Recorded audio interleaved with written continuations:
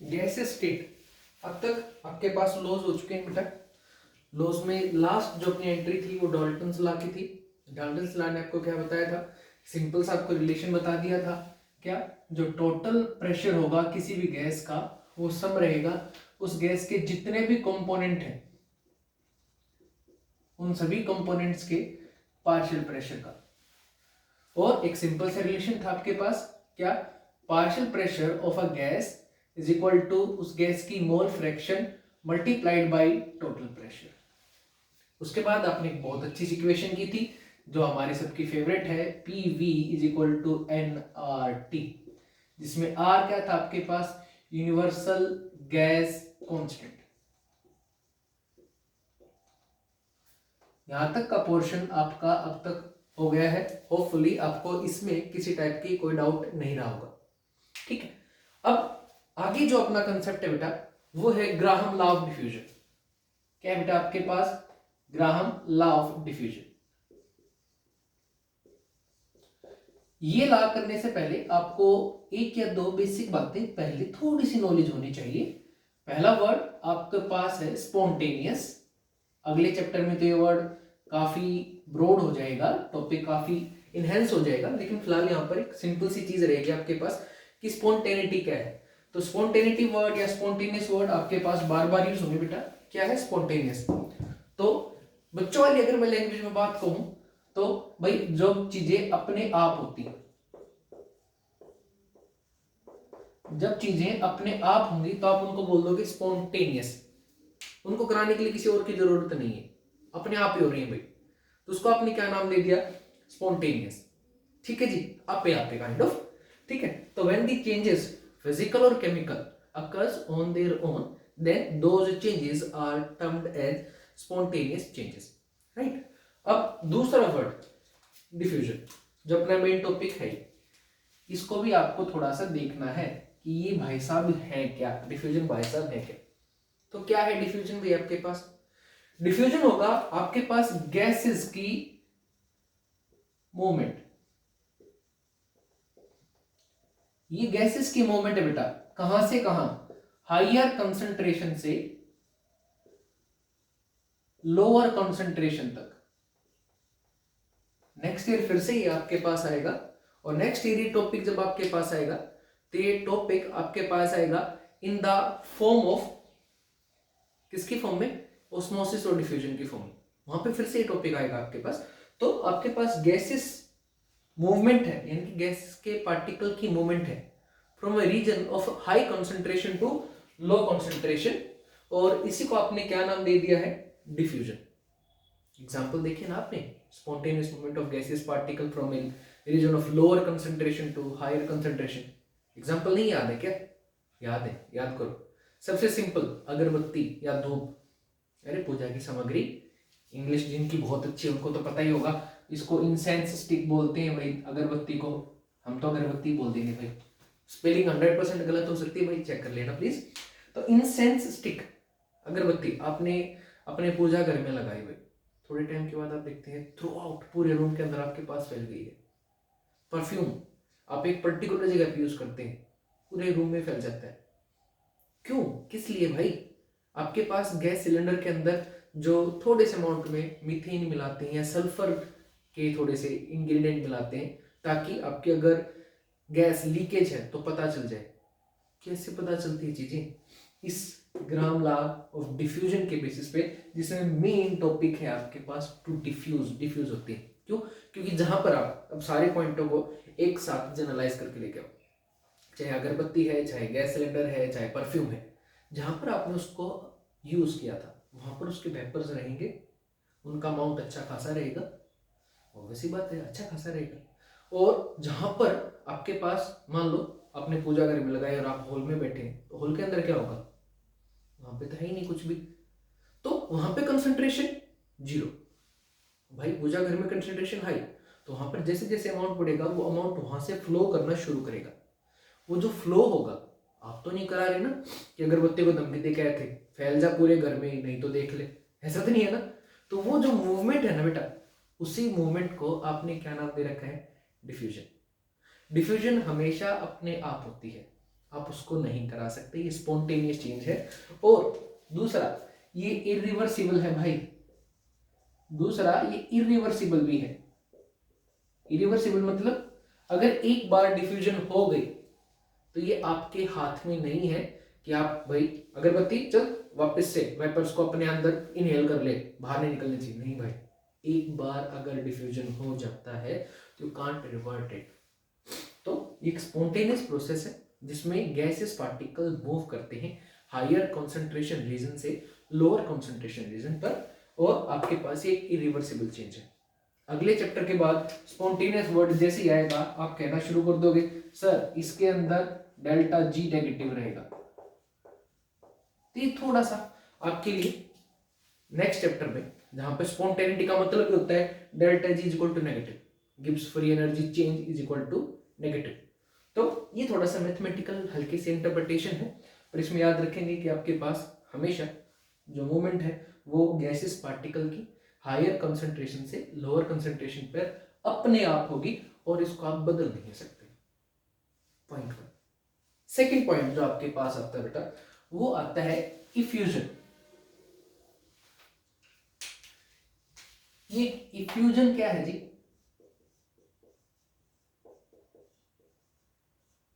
अरे बहुत देखते हो ये डिफ्यूजन से भी ज्यादा दिखता है आपको क्या? गैसेस पार्टिकल का डिफ्यूजन। खैर डिफ्यूजन बाद में होता है, पहले मूवमेंट ही वर्ड यूज कर लेते हैं। गैसेस पार्टिकल का movement through a fine hole, through a fine hole, जिसको कुछ बुक्स में आप ओरिफाइस के नाम से भी पढ़ेंगे। थ्रू अ फाइन होल, बिल्कुल पतले से होल के थ्रू प्रेशर अप्लाई करने पर जब आपकी गैसेस पार्टिकल बाहर निकलते हैं उसके लिए आप वर्ड यूज करोगे इफ्यूजन। अब डिफ्यूजन में और इफ्यूजन में क्या अंतर है बता सकते हो आराम से? डिफ्यूजन स्पॉन्टेनियस है, आप नहीं कराते जी उसको। इफ्यूजन आपको हाई प्रेशर अप्लाई करना पड़ता है। डिफ्यूजन को किसी होल की जरूरत नहीं है, ओपन में कराओ होगा, होल के थ्रू कराओ तो भी होगा। लेकिन इफ्यूजन जब डिफ्यूजन को या गैसेस पार्टिकल की मूवमेंट ही कराई जाती है, जैसे आप परफ्यूम को यूज करते हो, वो इफ्यूजन का एग्जांपल है। आपने देखा ही उसका होल कितना फाइन है, उसके अंदर आपके ओल पिन भी नहीं जा पाती, इतना फाइन होल है। उस होल के अंदर जब हाई प्रेशर लगाते हो आप ऊपर से, तो हाई प्रेशर लगाते ही गैसेस पार्टिकल जो है या आपके पास जो वेपर्स है वो इन्वायरमेंट के अंदर बाहर निकल के आते हैं स्पीड के साथ, तो वो क्या है आपके पास इफ्यूजन। लेकिन एक बात ध्यान हमेशा रखोगे, इफ्यूजन के बाद हमेशा डिफ्यूजन होगा। क्या? Effusion is followed by diffusion, effusion is followed by diffusion. ये एक थोड़ा सा इंपॉर्टेंट पॉइंट है जो अपने नोट्स में आप शामिल जरूर कर लेना बेटा, कि इफ्यूजन के बाद डिफ्यूजन होगा। डिफ्यूजन के बाद डिफ्यूजन का कोई सेंस नहीं है, लेकिन इफ्यूजन के बाद डिफ्यूजन आपके पास पॉसिबल होता है। तो ये थोड़ा सा इंपॉर्टेंट पॉइंट है, इसको ध्यान रखेंगे। तो आपके पास दो क्राइटेरिया होंगे, एक डिफ्यूजन एक हो गया इफ्यूजन। ठीक है जी। अब हमें इनकी जरूरत क्यों पड़ी? क्योंकि ग्राहम सर ने एक लॉ दिया है जो डिफ्यूजन के बारे में आपको इन्फॉर्म करता है कि डिफ्यूजन जो है वो कैसे होता है, किस तरीके से होता है। तो बहुत सिंपल लॉ है भाई आपके पास, बहुत ही सिंपल। इसको एक सिंपल सी बात आप ही सोचो, ठीक है? आपके पास दो पार्टिकल्स हैं, मेरे फेवरेट दोनों के दोनों। एक है भाई आपके पास, हाँ जी कईयों को नाम याद आ गया बिल्कुल, एक है आपके पास फौजी मकोड़ा, और ऊंचे वाला तेज भागता है ना बेटा, एक सबसे शांत हाथी। दोनों पार्टिकलों के ऊपर एक सेम सा फोर्स अगर आपने लगा दिया, मान लो दोनों के पीछे आपने फैन लगा दिया, एक फराटा लगा दिया किस्म से, तो भाई इनकी मूव करने की स्पीड कैसी रहेगी? भाई साहब ये तो पहले बहुत तेज रनर है, बहुत दूर जाएगा, इसके ऊपर ये आराम से सो जाएगा। हाँ हाँ मजा आ गया भाई, अच्छा खासा पंखा चल रहा है, राइट? मतलब इसका मास इतना ज्यादा है कि इसके ऊपर जो बाहर से फोर्स आया है या इनके खुद के पार्टिकल्स की वजह से जो फोर्स अगर इसके ऊपर आता है मास साइड में, जैसे इसकी मूव करने की स्पीड बहुत कम होगी, इसकी स्पीड वैसा बहुत फास्ट रहेगी। तो यहां से आपके पास एक सिंपल सा कॉन्सेप्ट आता है कि आपके पास जो गैसेस हैं उनकी मूव करने की स्पीड जो है वो डिपेंडेंट होती है उनके मास पर, ठीक है जी? और मास के लिए आप यहां पर जो चीज यूज करोगे वो यूज करोगे, मास भी यूज करेंगे, लेकिन ज्यादा बेटर टर्म जो डिफाइन ग्राहम ने किया था वो डेंसिटी के टर्म्स में किया था। डेंसिटी तो सबको पता है ना बेटा, डेंसिटी फार्मूला क्या होगा, इसको डी से डिनोट कर सकते हैं और ऐसे रो से भी, स्टाइलिश सा उल्टा सा मुड़ा हुआ पी, क्या होता है बेटा, मास बाई वॉल्यूम होता है जी।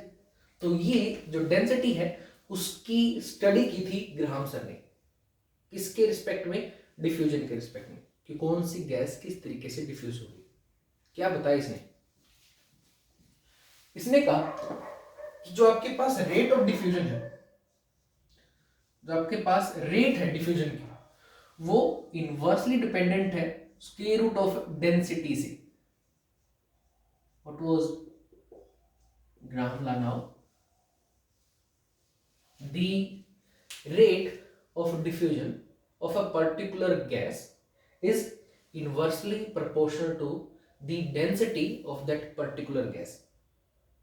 मतलब अगर, और इनवर्सली में भी स्क्वायर रूट है भी उसका, square root times, inversely dependent to the square root times of its density. मतलब अगर आपके पास रेट बढ़ रही है तो डेंसिटी घट रही होगी। मतलब अगर गैस बहुत स्पीड में मूव कर रही है, ऑब्वियस है भाई वो फौजी में कोड़ा है, और गैस बहुत धीरे धीरे धीरे धीरे मूव कर रही है, भाई सीधी है, हाथी है, काफी ज्यादा उसका डेंसिटी है, मास उसका काफी ज्यादा है, राइट। मैं मास की ज्यादा बात क्यों कर रहा हूँ, क्योंकि जनरली गैसेस के केस में आपके पास उनका वॉल्यूम वही हो जाएगा जिस कंटेनर में, जिस भी आपने उनको अगर सर्कुलर के अंदर डाल दिया है तो वो आपके पास सर्कुलर के वॉल्यूम को अटेन कर लेंगे। अगर आपने उसी पर्टिकुलर गैस को सिलेंडर के अंदर डाल दिया है तो सिलेंड्रिकल वॉल्यूम उसी तरीके से गेन कर लेते हैं। तो आपके पास ज्यादातर मैं मास की ही टर्म में आपके साथ बात कर रहा हूँ, दो अब मास और वॉल्यूम दोनों को ही यहाँ पे डिफाइन कर रहे होंगे। तो आपके पास जो रेट ऑफ डिफ्यूजन है वो स्क्वायर रूट टाइम्स के डेंसिटी के इनवर्सली डिपेंडेंट है। ये आपके पास जस्ट स्क्वायर रूट टाइम्स को समझो। अगर आपके पास जस्ट इमेजिन करके देखो, आपने रेट को 4 गुना बढ़ा दिया है तो डेंसिटी आपके पास 1 by square root of 4 that is 1 by 2 times half हो जाएगी जी।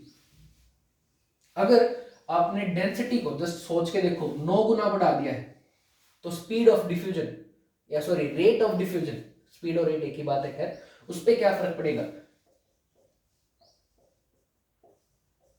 मतलब आपकी जो रेट है वो स्टार्टिंग वाली जो रेट थी शुरू में, अगर वो 30 किलोमीटर की रफ्तार से जा रहा था तब वो 1/3 यानी कि 10 की रफ्तार से जाएगा। तो स्क्वायर रूट टाइम्स का मतलब मैथ्स आपको सबको इतना तो समझ में आता ही है, वो इस तरीके से आप समझा पाओगे। अब यहीं से आपके पास लो आगे स्टार्ट होगा, यहीं से आपके पास कंसेप्ट आगे स्टार्ट होगा। तो अभी इसको शुरू करते हैं कि आपके पास ग्राहम सर ने किस किस तरीके से चीजों को समझाया था और आपके पास क्या क्या बताया था। तो ग्राहम लॉ के अब मैथमेटिकल ट्रीटमेंट पे हम आ गए हैं। सबसे पहले मैथमेटिकल ट्रीटमेंट से पहले ये वर्ड थोड़ा सा समझ लेते हैं। रेट क्या है जी, रेट स्पीड, स्पीड किसकी, आपकी मेरी, गैसेस की। गैसेस की स्पीड कैसे निकालोगे, क्योंकि यहां पर आप जो डिस्टेंस वर्ड आता था 5th क्लास में, जब आपने पहली बार इस वर्ड को पढ़ा होगा स्पीड को, तो उसके लिए अब आप एक नया टर्म यूज करेंगे थोड़ा सा, और वो नया टर्म होगा volume divided by time. Volume passed या volume moved out divided by आपके पास टाइम, ये होगी आपके पास रेट, कितना वॉल्यूम आपके पास से बाहर निकला होगा डिवाइडेड बाय में आपके पास कितने टाइम में गया है। Total volume expelled taken out divided by total time taken for that is the rate of a particular gas movement. ठीक है जी, उस गैस की मूवमेंट की जो स्पीड है वो यही होगी, वॉल्यूम डिवाइडेड बाय टाइम। अब थोड़ा सा मैथ्स पे आ जाते हैं। क्या कहा ग्राहम सर ने, ग्राहम सर ने कहा जो रेट है वो इनवर्सली प्रोपोर्शनल है डेंसिटी के। डेंसिटी को मैंने डी बोल दिया भाई। अगर आपके पास दो गैसेस है, गैस एक गैस का नाम है 1, एक गैस का नाम है 2, तो R1 अपॉन R2 क्या हो जाएगा आपके पास प्रोपोर्शनलिटी के हिसाब से इनवर्सली। तो R1 की इनवर्स क्या आएगी आपके पास भाई D1, R2 की इनवर्स में क्या आएगी आपके पास D2। तो मैथमेटिकल फॉर्म में प्रोपोर्शनलिटी को हटाया, कांस्टेंट K लेके आए, क्या बन जाएगा R1 अपॉन में R2 is equal to proportionality constant K divided by D2 by D1। ये कांस्टेंट को बाद में हम 1 मान लेते हैं, क्योंकि इससे कोई ज्यादा फर्क पड़ ही नहीं रहा, तो इसको 1 मान लिया। तो आपके पास एक्सप्रेशन क्या बन गया, R1 अपॉन में R2 for a given gas is equal to D2 by D1, square root times, obvious सी बात है। तो इनवर्स हो गया ना भाई, R के साथ में D2 आ गया है, R2 के सामने R1 आ गया है, D1 आ गया, सॉरी। तो ये क्या है आपके पास, ये है ग्राम का मैथमेटिकल एक्सप्रेशन का पहला पॉइंट, जिसको आप ध्यान रखेंगे। ये पहला पॉइंट आपके पास बन गया है यहाँ पर, ठीक है। अब एक छोटी सी नॉलेज आपको ध्यान रखनी है, twice of vapour density. Vapour density gases के लिए जो डेंसिटी है उसको वेपर डेंसिटी फिलहाल आप प्रोनाउंस कर सकते हैं, वो हमेशा इक्वल होती है एक गिवन गैस के मोलर मास के। Twice of vapour density of a particular gas, जिसको हमेशा आप बुक्स में ऐसे देखते हो, twice of Vd is equal to mm। ये पॉइंट आपको हमेशा याद रखना है, कई जगह काम आएगा बेटा आपके, कि वेपर डेंसिटी को अगर आप ट्वाइस कर देते हैं तो आपके पास क्या बन जाएगा, मोलर मास। ये जो एक्सप्रेशन है आपके पास, इसको नाम दे दिया आपने जस्ट इमेजिन आई को आप अगर पुट करोगे फर्स्ट में, तो आपके पास छोटा सा एक्सप्रेशन और आ जाएगा, और क्या आ जाएगा, R1 अपॉन में R2 इज इक्वल टू क्या बन जाएगा बेटा आपके पास, डेंसिटी की जगह पे डेंसिटी पहले Vd लिख दिया भाई, Vd1 2 अपॉन में Vd1, डेंसिटी की जगह वेपर डेंसिटी पर लिख दिया, की बात है। दोनों को 2 से मल्टीप्लाई कर दिया, 2 से ही डिवाइड कर दिया, कुछ फर्क पड़ेगा नहीं, लेकिन पड़ गया ना, एक नई चीज बन गई। क्या बन गई, आपके पास बन गया molar mass mm of second gas divided by molar mass of first gas, और उसका स्क्वायर रूट। तो यहां से आपके पास एक सेकंड फॉर्मूला बन के आ गया है। क्या बन के आ गया बेटा, R1 अपॉन में R2 is equal to square root times of molar mass of the gas 2 divided by molar mass of gas 1 is equal to आपके पास density of gas 2 divided by density of gas 1। पहला mathematical expression जो आपके पास यहां से आता है Graham law of diffusion से। तो आप इसने क्या बता दिया कि भाई रेट ऑफ डिफ्यूजन डेंसिटी पर यूनिवर्सली डिपेंडेंट होगी ही होगी, और वो जो फजीमकोडे राथी वाला मास पे यूनिवर्सली डिपेंडेंट होगी। मास बढ़ेगा किसी गैस का तो भाई हाँ, उसके मूव करने की स्पीड घट जाएगी, मास कम होगा तो उसकी मूव करने की स्पीड ज्यादा रहेगी। पॉइंट 1 सिंपल सा हो जाएगा, बिल्कुल हो जाना चाहिए भाई आपके पास। अब थोड़ा सा इसके अंदर और चेंजेस आएंगे, थोड़े थोड़े पॉइंट और आएंगे। ग्राहम सर जब इसको फर्दर स्टडी कर रहे थे, किसको, आपके ग्राहम लॉ को, यहाँ से तो आपके पास बिल्कुल सिंपल से न्यूमेरिकल आएंगे आएंगे। अब थोड़ा सा मैथमेटिकल ट्रीटमेंट और आगे लेके चलते। तो आप ही बताओ, आपके पास मान लो यहाँ पे कोई गैस है, या आपके पास इमेजिन करो ये कोई कंटेनर है, जिसमें यहाँ से आपके पास होल है जहां से आपको डिफ्यूजन कराना है, काइंड ऑफ पिचकारी जैसा है। यहाँ पे आपके पास गैसेस मॉलिक्यूल है। अब एक बात बताओ, इसके ऊपर आपने कोई प्रेशर नहीं लगा रखा, ये होल खुला हुआ है, गैसेस मॉलिक्यूल अपने आप, यहाँ कंसंट्रेशन ज्यादा है, बाहर कंसंट्रेशन जीरो है, यहाँ से मूव करते जाएंगे, दैट इज डिफ्यूजन। लेकिन अगर यहाँ पर आपने इस पिस्टन के ऊपर फोर्स बढ़ा दिया, आपने इसको आगे की तरफ लगाया, तो भी गैस मॉलिक्यूल बाहर ही जाएंगे। लेकिन ये जो मूवमेंट है, यहाँ पर जो स्पीड है वो कम रहेगी ज्यादा, एग्जैक्टली ज्यादा रहेगी। जैसे जैसे प्रेशर बढ़ाओगे गैस ज्यादा प्रेशर के साथ बाहर आएगी। ये चीज जो आपको दिखती है ग्राहम सर को भी दिख रही थी, और उन्होंने इसको अपने जो मैथमेटिकल ट्रीटमेंट है उसमें उन्होंने इसको यूज भी किया। कैसे, उन्होंने कहा कि भाई आपके पास जो डिफ्यूजन की रेट है वो डायरेक्टली डिपेंडेंट है प्रेशर ऑफ द गैस पे। तो जो मैथमेटिकल फार्मूला था वो प्रेशर भी उसमें इंक्लूड कर लिया गया, और कहा गया कि R1 by R2 is equal to P1 by P2 multiplied by square times of D2 by D1 और P1 by P2 multiplied by square root times of molar mass of gas 2 divided by molar mass of gas 1। तो कुछ क्वेश्चनों में आपको pressure भी दिया जा रहा है, ठीक है, न्यूमेरिकल्स के लिए सारा पंगा चल रहा है।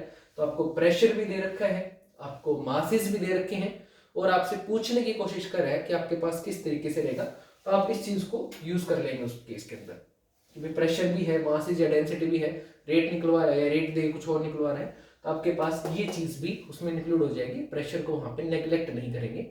हाँ, जब प्रेशर सेम है, प्रेशर का नाम ही नहीं ले रहा है, तो आपके पास सिंपल फार्मूले थे।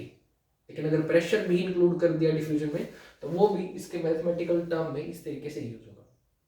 ठीक है बेटा जी, हो जाएगा बिल्कुल। अब थोड़ा सा और देखो, थोड़ा सा पॉइंट और, आपके पास जो डिफ्यूजन वाला फिनोमिनन है, डिफ्यूजन के अंदर आपके पास कृष्णों को घुमाया कैसे जाएगा। तो अब तक आपने सिर्फ राइट हैंड साइड को देखा है डिफ्यूजन के फार्मूले के, रेट वाले पोर्शन को नहीं छेड़ा है। अब उसको आप थोड़ा सा छेड़ोगे। क्या, दो केस बनाए जा सकते हैं। केस वन, रेट, फिर से एक बार लिखता हूं, क्या था भाई आपके पास, वॉल्यूम एक्सपेल्ड अपॉन में टाइम टेकन। अब मान लो ये दो फैक्टर्स कौन से, डेंसिटी, प्रेशर, ये तो कुछ है ही है, ठीक है। लेकिन किसी गैस की आपसे रेट के बारे में बात की जा रही है, ये बता के कि आपके पास जो गैस है उसका वॉल्यूम सेम है, तो बताओ कितने टाइम में वो गैसेस आपके पास एक्सपेल्ड आउट होंगे। ठीक है जी, जैसे आपसे पूछ लिया कि भाई आपके पास ऑक्सीजन है, एक क्वेश्चन के थ्रू थोड़ा सा समझते हैं। आपके पास O2 है और N2 है, दो गैसेस हैं, ठीक है। दोनों आपके पास इक्वल वॉल्यूम्स कैरिड है, दोनों के इक्वल वॉल्यूम ले रखे हैं आपके पास। तो बताओ आपके अगर O2 10 सेकंड में, जितना भी उसका वॉल्यूम आपको दे रखा है, 10 सेकंड में अगर अपने कंटेनर से एक्सपेल्ड आउट हो गई है, तो N2 कितने टाइम में अपने कंटेनर के अंदर से एक्सपेल्ड आउट होगी, बाहर निकलेगी, डिफ्यूज आउट होगी। कैसे करोगे भाई, सिंपल है, प्रेशर का कोई नाम नहीं है। तो अब ये वाला केस जो मैं बात कर रहा हूं उसकी, क्या, अगर आपका वॉल्यूम कांस्टेंट है, वॉल्यूम इज कांस्टेंट, तो इसमें थोड़ा सा मैथमेटिकल ट्रीटमेंट पहले कर लेते हैं ताकि आपको एकदम से क्वेश्चन में दिमाग ना चकराए। सिंपल है, कैसे, वॉल्यूम अगर कांस्टेंट है तो आपके पास रेट क्या हो जाएगी, R1 अपॉन में R2 इज इक्वल टू, तो R1 क्या थी भाई, V by T1 divided by R2 क्या थी, V बाई T2। वैसे तो रेट क्या थी, V1 by T1, V2 by T2, यही थी ना, लेकिन V तो कांस्टेंट है कंटेनर का, तो V से V कैंसिल आउट हो गया। आपके पास फार्मूला क्या बन जाएगा, R1 by R2 is equal to T2 by T1, और यहां से आपके पास मैथमेटिकल फॉर्म क्या ड्राइव होगी, इसको थोड़ा सा ऊपर लेके चलते हैं बेटा।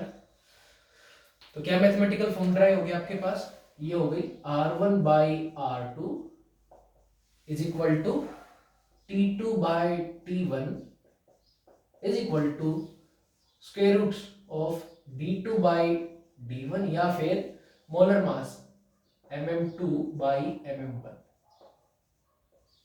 अब आप आराम से सोल्व कर लोगे क्योंकि आपको O2 का मोलर मास पता है, आपको N2 का मोलर मास पता है, हो गया क्वेश्चन, कुछ बचा ही नहीं। कैसे, टाइम दे रखा है ना आपको, T2, तो आपने पहले कौन सी गैस ले ली, T2 की जगह पे ले लिया आपने TO2 divided by TN2 is equal to, ऊपर किसका मोलर मास आएगा, सेकंड वाली का ही है, तो सेकंड वाली क्या थी, आपने O2 ली है, तो मोलर मास ऑफ O2 कितना आपके पास 32, ये होता होगा है ना, और ये 64 होगा, 64 होगा बेटा, एटॉमिक मास होगा आपके पास 64 डिवाइडेड बाई कितना होगा नाइट्रोजन का, हाँ जी 56, ये होगा क्या, हो जाएगा ना इसी टाइप से आपके पास। अब ये टाइम आपको दे रखा है, ये आपको निकालना है, फ्रैक्शन को सोल्व आउट करो, क्वेश्चन खत्म हो जाएगा आपके पास आराम से। तो इस तरीके से आपके पास मासेस भाई शायद 32 और 28 ही आएगी, सॉरी शायद मैं गलती कर गया, n का आपके पास 14 होता है, एटॉमिक नंबर तो 7 होता है, सॉरी भाई। तो यहाँ पे आएगा आपके पास O2 का मास 32 और N2 का मास आएगा आपके पास 20, सॉरी बिल्कुल बेसिक सी गलती थी, गलत हो, सॉरी बेटा सॉरी। ठीक है जी, तो इस तरीके से आपके पास न्यूमेरिकल्स आते हैं जो आपको सोल्व करने होते हैं। केस 1 था ये आपके पास। अब आते हैं केस 2 पे। केस 2 क्या होगा, तो देखो ये तो आपने देख लिया कि रेट क्या थी, वॉल्यूम बाई टाइम। अब आपके पास रेट में if time is constant, if time is constant, time fix कर दिया जाए दोनों कि भाई बताओ 10 सेकंड में कितनी गैस एक्सपेल्ड आउट होगी दोनों कंटेनरों से। यही सेम क्वेश्चन था। अब की बार बोल दिया जाए कि आपके पास 10 सेकंड लगे हैं वॉल्यूम ऑफ N2 और O2 को बाहर निकालने में। ठीक है जी, तो बताओ आपके पास अगर O2 का वॉल्यूम 40 लीटर है तो N2 का वॉल्यूम कितना रहा होगा? हो सकता है ना, कैसे? देखो कि पहले क्वेश्चन देखते हैं फिर से भाई। अब की बार नियोन ले ली बेटा एक गैस, और एक ले ली मान लो भाई आपके पास O2। नियोन का मास कितना होता है 20, O2 का मास कितना होता है 32 ऑलरेडी। ठीक है, और बता दिया कि भाई इन दोनों गैसेस को किसी कंटेनर से निकालने में आपको भी 50 सेकंड लगेगा। दोनों अलग अलग कंटेनर्स में थी, तो जो नियोन का टोटल वॉल्यूम 50 सेकंड में एक्सपेल्ड आउट हुआ वो आपके पास 40 लीटर हुआ। किसका? नियोन का। पूछ रहा O2 का कितना वॉल्यूम एक्सपेल्ड आउट होगा इतने ही टाइम ड्यूरेशन में। आसान है ना, कैसे? सिंपल, देखो R नियोन अपॉन में R O2 किसके इक्वल हो जाएगा? V नियोन अपॉन में T neon divided by V of O2 divided by T for O2। अब टाइम तो दोनों को निकलने में 50 सेकंड लगा है, टाइम तो सेम हो गया, T से T क्या हो गया? Cancel out. तो आपके पास क्या बन गया? Rate of diffusion of neon R neon divided by R of O2 becomes equals to V Ne upon में V O2। अब पीछे से वो फार्मूला उठा लिया, क्या? स्क्वायर रूट ऑफ M किसका आ जाएगा? O2 divided by M neon. अरे इनवर्सली था ना रेट, तो वॉल्यूम से भी इनवर्सली रहेगा ना बेटा। तो नियोन वाली जगह पे किसका? Square root of M O2 divided by M neon. अब आपके पास मास ऑफ O2 ऑलरेडी है 32, मास ऑफ नियोन ऑलरेडी है 20, हो जाएगा क्वेश्चन सॉल्व। इसका वॉल्यूम दे रखा था ना 40 लीटर, इसका निकालना है। स्क्वायरिंग बोथ साइड तो कितना हो जाएगा? 40 इंटू में 40 डिवाइडेड बाई VO2 का square is equal to 32 by 20। अब इसको सोल्व कर लेना भाई। 40 multiplied by 40 multiplied by 20 divided by 32 is equal to VO2 का square, square root both side, answer आ जाएगा। सोल्व करके ऑब्वियस बात है। तो इस तरीके से आपके पास जो ग्राहम लॉ ऑफ डिफ्यूजन है उसके न्यूमेरिकल्स बनेंगे। अब जितना भी हुआ है एक बार इस सारे को फटाफट से समराइज कर लेते हैं। आपके कितने फार्मूले बन गए हैं? तो देखो सबसे पहले अगर प्रेशर के बारे में कोई नाम नहीं था तो आपके पास फार्मूला क्या बना? क्या? R1, सबसे पहले तो रेट इनवर्सली डिपेंडेंट आई डेंसिटी से, फिर आपके पास क्या आ गया? R1 अपॉन में R2, दो गैसेस की जब आपने बात की तो D2 by D1, density inversely dependent square root में थी, और वो वेपर डेंसिटी से आप मोलर मास की टर्म में लिया थे, molar mass of second divided by molar mass of first. Second point आपके पास जब प्रेशर भी आ जाएगा तो R1 अपॉन R2 किसके इक्वल आ जाएगी? P1 अपॉन में P2 multiplied by square root of D2 by D1 is equal to P1 by P2 in square root of molar mass mm of second divided by mm of first. फिर case 1 अगर volume constant है तो आपके पास formula बन जाएगा R1 upon में R2 is equal to T2 by T1। T2 T1 time है, temperature नहीं है, प्लीज ध्यान दीजिएगा, is equal to D2 by D1 and so. और अगर टाइम पीरियड कांस्टेंट है लेकिन वॉल्यूम वेरी कर रहा है तो आपके पास क्या जाएगा? R1 by R2 is equal to V1 volume expelled upon V2 is equal to D2 by D1, और आगे की प्रोसीडिंग आप इसी तरीके से कर सकते हैं।